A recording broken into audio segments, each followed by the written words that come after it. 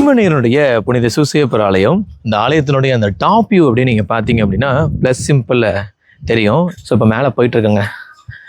150 அடி உயரம் இருக்கக்கூடிய ஒரு சர்ச்சினுடைய மேற்பகுதி எப்படி இருக்கும் அப்படின்றத பார்க்குறீங்க. ஸோ நான் ஆல்ரெடி ட்ரோன் எடுத்திருக்கேன். ஃபுல்லாக நீங்கள் அதிலேயே நீங்கள் பார்க்கலாம்.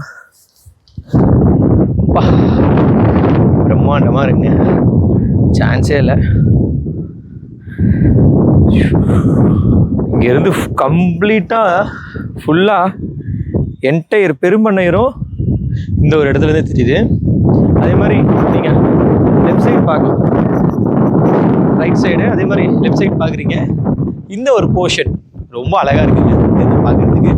ஸோ அதுக்கு மேலேயும் அப்பயே போயிருக்காங்க, ஏணி போட்டிருக்காங்க. மேலே சப்போஸ் லைட்டிங் ஒர்க்கில் வேறு ஏதாவது ஒர்க்காக வச்சுருப்பாங்கன்னு நினைக்கிறேன். இந்த புனித சூசையப்பர் ஆலயம் 1870 ஆரம்பிக்கப்பட்டு 1919 என்னுடைய கட்டிட வேலைகள் முடிவடைஞ்சிருக்கு. இன்றைக்கி வரைக்கும் முழுவதும் முடிக்கப்படாத ஒரு சர்ச்சாக பெருமநீரோட சர்ச் இருக்குது. வர ஜூலையில் 2025 இந்த ரெனோவேஷன் ஒர்க் பண்ண போகிறாங்க. ஸோ அதுக்காக தான் ஃப்ரண்ட்டில் இருக்கக்கூடிய மரங்கள் எல்லாமே எடுத்திருக்காங்க.